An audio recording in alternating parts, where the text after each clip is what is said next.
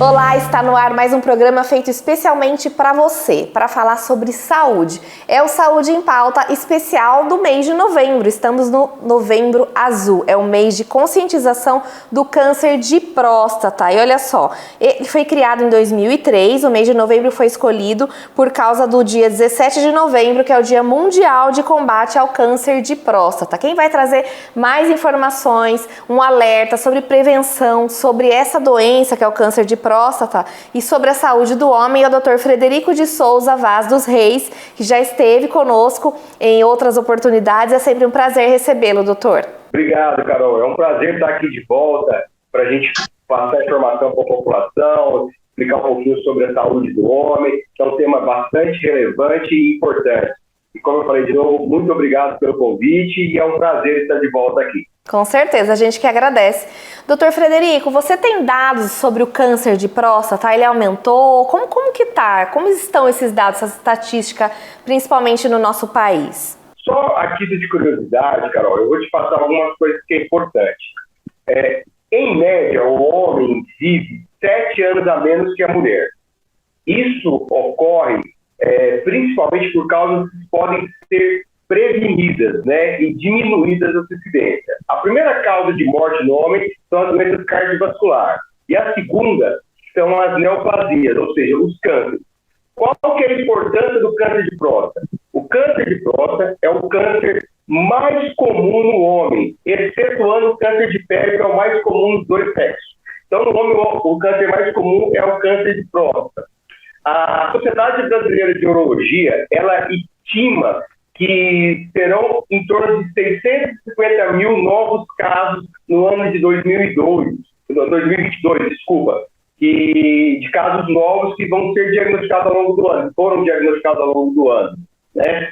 O importante do câncer de próstata está no fato que, quando eu tenho um diagnóstico cedo, ou seja, um diagnóstico precoce, com um tumor numa fase inicial, eu tenho uma probabilidade de cura extremamente elevada, tá? Essa probabilidade vai gerar em torno de 95% aproximado, quando eu consigo diagnosticar esse câncer de uma forma no seu começo, tá?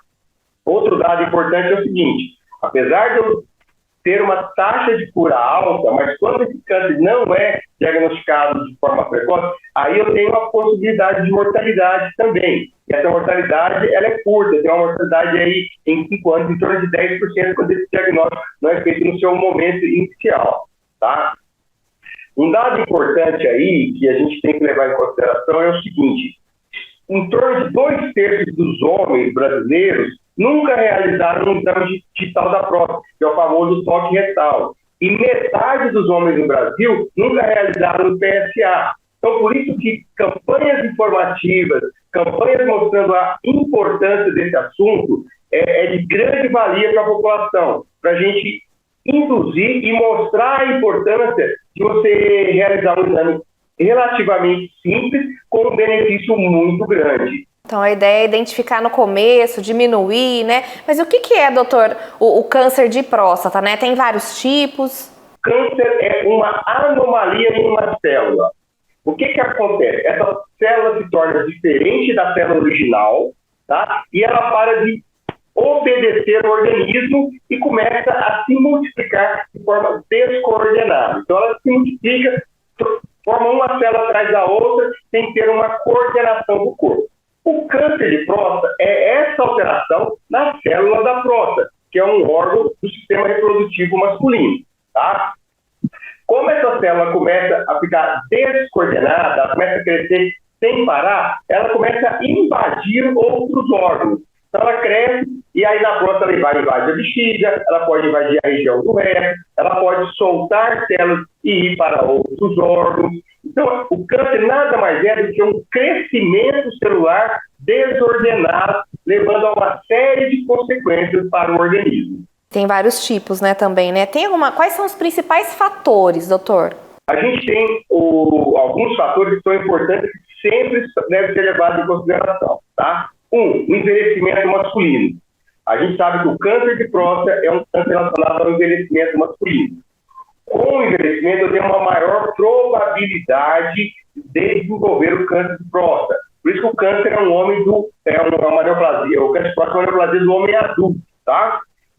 Outro fator é o fator hereditário, o fator genético. A gente sabe que existe uma maior incidência de câncer de próstata em algumas famílias, justamente porque o componente genético está presente, tá? Outro fator importante é a etnia. Sabemos que a raça negra ela tem uma incidência maior de câncer de próstata que as outras raças, tá? A gente sabe que tem uma ação hormonal, o hormônio masculino, né? Ele é um dos cofatores que ajudam a desenvolver o câncer de próstata, tá? E tem alguns fatores comportamentais, que principalmente a questão da dieta. A dieta, ela, além do câncer de próstata, ela também pode influenciar o surgimento de outros cânceres. Dieta muito rica em condimentos, dieta muito rica em carne vermelha, dieta muito rica em gorduras. São alguns fatores que também ajudam a ter o desenvolvimento do câncer, tá? A obesidade é um fator importante. A gente sabe que a obesidade é um dos cofatores para o surgimento de câncer de próstata. Então é uma coisa que deve ser combatida, deve ser evitada. E a gente sabe também que o sol é um fator importante também. Quanto menos sol o homem toma durante a vida, né, o sol saudável, a gente tem também uma maior incidência de câncer de próstata. Mas assim, os principais fatores são a questão da raça negra, o histórico familiar e a obesidade são os principais fatores de risco para o câncer de próstata. Ou seja, tem que cuidar, tem que olhar aí para essa saúde, né? Tem que se olhar e não deixar só a vida me levar, né, doutora? A gente tem que se cuidar, né? Estamos aqui para isso. Tem coisas que só a gente faz pela gente, né? Não tem jeito. E é o caso da saúde do homem também, né? Para evitar aí várias enfermidades, como o câncer de próstata, que é o que a gente está trazendo de alerta. Doutora, a gente vai para um rápido intervalo, a gente já volta para falar mais um pouquinho sobre o assunto. Pode ser? Perfeito, fico no aguardo. Até já. Estamos de volta com Saúde em Pauta e o assunto de hoje é o Novembro Azul, prevenção ao câncer de próstata. Estamos conversando com o Dr. Frederico de Souza Vaz dos Reis, ele que é médico urologista e sempre nos atende aqui sempre com muito carinho, muita informação, trazendo informação de qualidade para você que nos acompanha aqui na UP TV. Dr. Frederico, estávamos falando do fator genético, né? Dos fatores aí que podem trazer aí o câncer de próstata, né? E o fator genético é um fator de peso?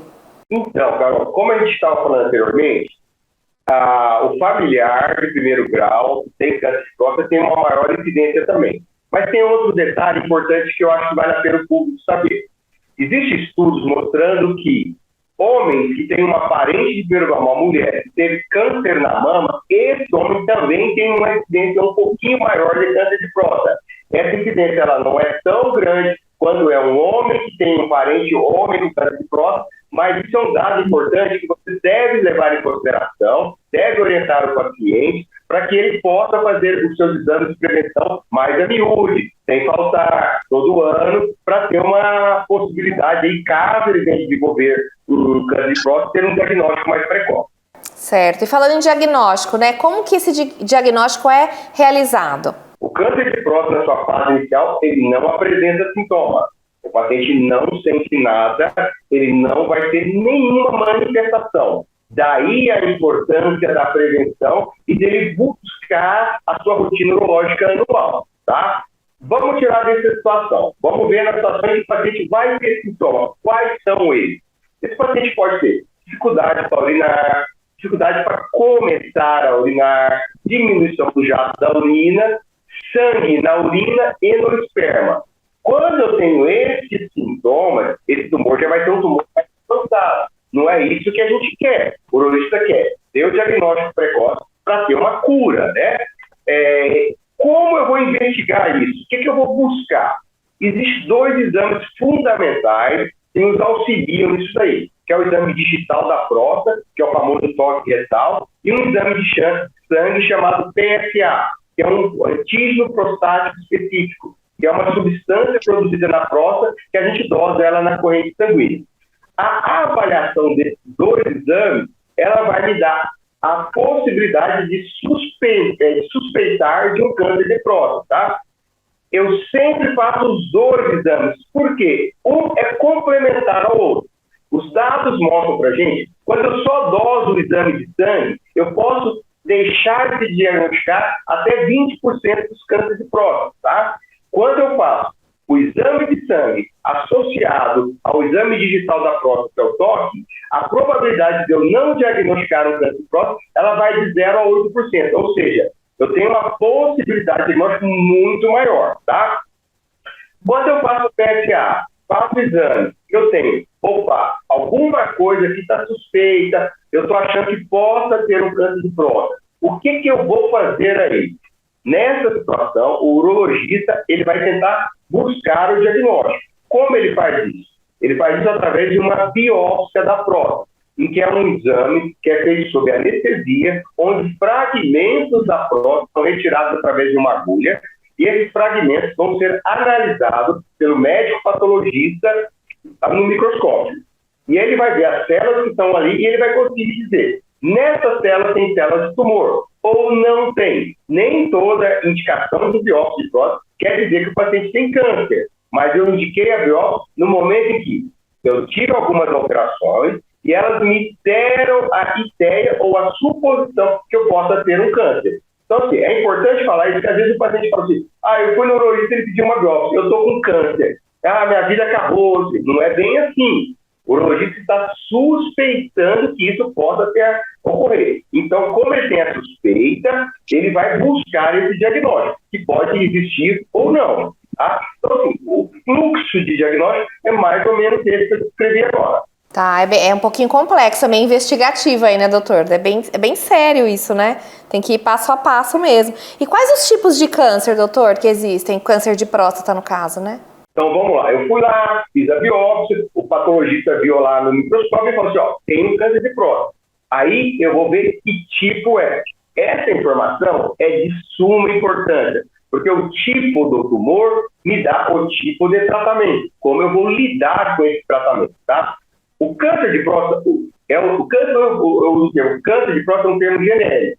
O termo técnico é adenocarcinoma da próstata, tá? E esse adenocarcinoma ele pode ser classificado numa classificação chamada classificação de Gleason. Essa classificação é que me dá a agressividade do tumor. Essa informação é crucial porque o tratamento depende da agressividade. Eu tenho câncer de próstata com agressividades maiores e tenho câncer de próstata com agressividade bem pequena, bem baixa, entendeu? Então, assim, essa classificação de Gleason, ela vai de 6 a 10, sendo que os tumores de Gleason 6 são os mais brandos, ou seja, aqueles com menor possibilidade de crescimento, e a classificação 10 são os tumores mais agressivos. Ela vai de 6, 7, 8, 9 e 10. Então, quanto mais perto do 10, é um tumor pior, mais agressivo, um tumor que tem crescimento mais rápido, tá? Aí que você define o tratamento, em cima dessa identificação, né? Isso. Aí o tratamento vai depender dessa classificação, tá? Essa classificação de 6 a 10, eu classifico os tumores 6 como os tumores de baixa agressividade, 7 os tumores de moderada, 8, 9, 10 os tumores de maior agressividade, tá? Por que é importante isso? Porque através dessa classificação eu vou definir um tratamento. Tumores de baixa agressividade, hoje em dia os estudos mostraram para a gente que esses tumores podem ter um comportamento extremamente indolente. O que é isso? Eles ficam adormecidos, eles ficam quietinhos, eles não crescem durante anos e anos e pode ser que nunca eles cresçam. Nesses tumores, a gente pode fazer um tratamento que a gente chama de vigilância ativa. O que é isso? Vigilância ativa é acompanhar o tumor, ver se ele vai dar algum sinal de crescimento.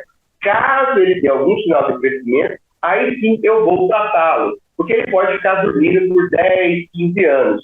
E aí eu evito de tratar o paciente e trazer as sequelas do tratamento do paciente. Ou seja, eu vigio o tumor e dou qualidade de vida do paciente sem nenhuma sequela, tá? Mas isso, como eu falei, é para aqueles tumores de classificação baixa, de baixo risco.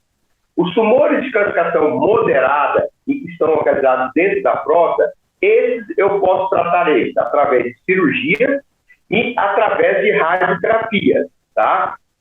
As cirurgias, hoje em dia, a gente teve uma evolução muito grande da cirurgia. Lá no passado, começou a se fazer o que a gente chamava de cirurgia aberta.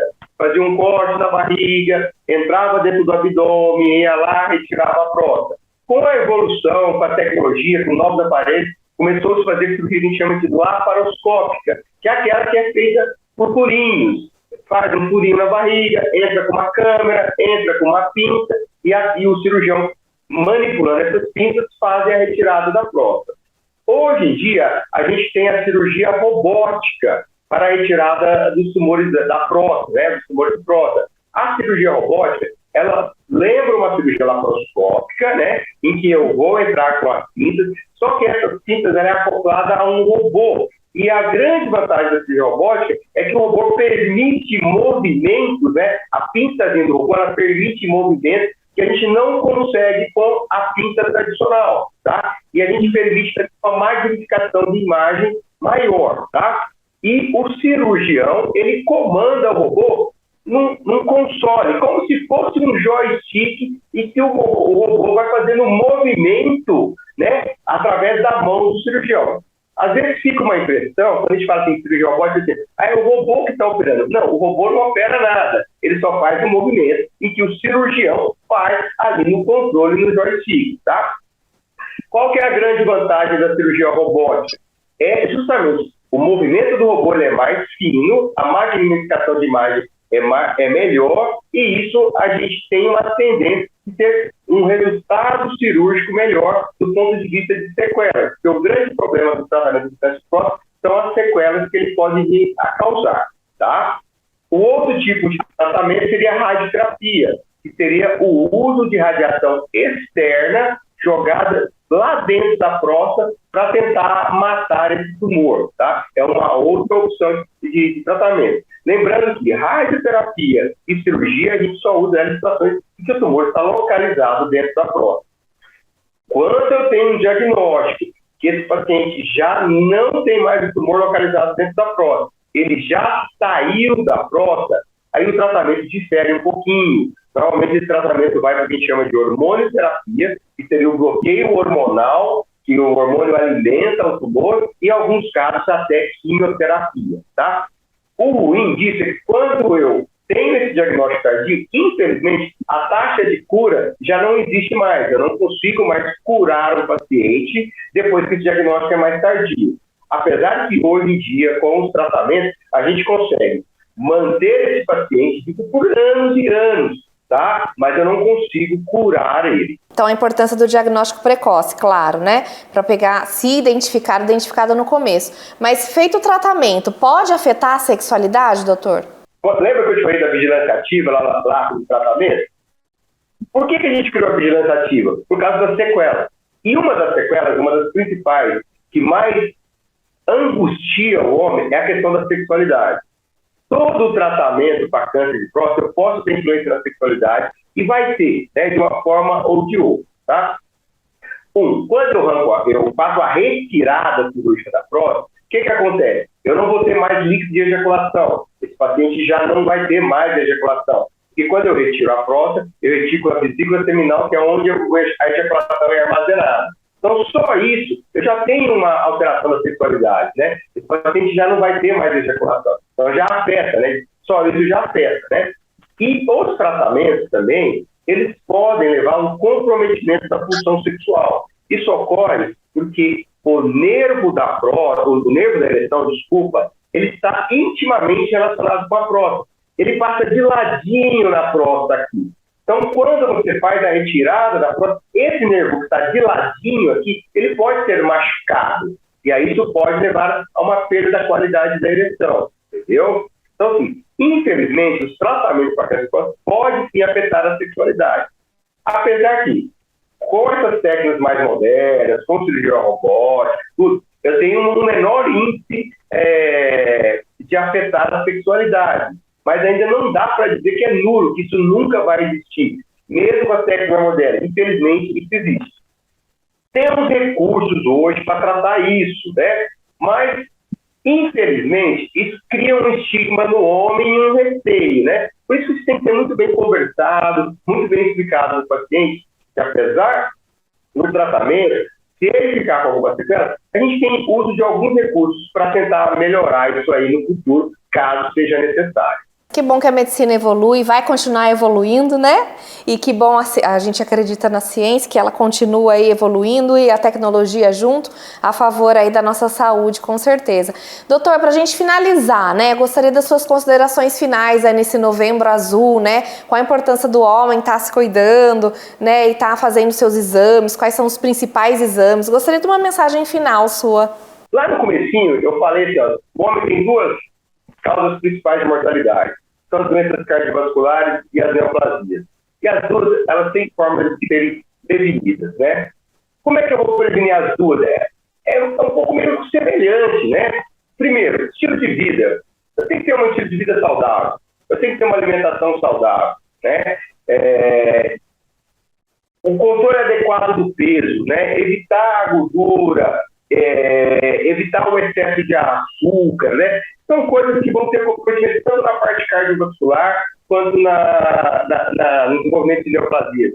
A atividade física ela é fundamental, né? Você tem que ter uma atividade física. Controle do estresse. O estresse, hoje em dia a vida é muito corrida, todo mundo tem que estar. Esse controle do estresse tem que existir, porque o estresse gera desconforto para a célula e pode fazer que alguma célula, em algum momento, na sua divisão, venha a ter algum problema, né? Tomar sol é uma coisa simples, né? Que traz muitos benefícios. Hoje está muito em voga a questão de vitamina D. Se você tomar sol, você não precisa tomar vitamina D. O sol faz isso pra gente, né? A gente está invertendo as coisas. A gente quer o remédio e não quer tomar sol. Então, assim, são coisas que são relativamente simples que a gente tem que buscar e para a gente ter uma melhor qualidade de vida.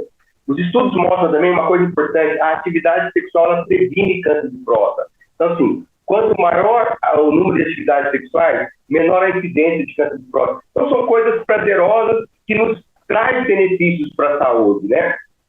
Não podemos esquecer, tem que fazer os exames de rotina. Vai no cardiologista, vê como é que está, faz seus exames. Vai no urologista, faz seus exames. Tudo isso é muito importante. O que a Sociedade Brasileira de Urologia, ela nos recomenda, né? A partir dos 45 anos, todo homem que tem um parente de primeiro grau que teve câncer de próstata, ou raça negra, ou obesidade, deve fazer o seu exame de rotina, tá? E, a partir dos 50, todos os outros homens. Esse exame deve ser anual, todo ano ir lá, conversa com o seu urologista, faz seus exames, checa tudo isso daí. Porque fazendo isso, se você vier a ter um câncer de próstata, esse câncer de próstata vai ter um diagnóstico precoce.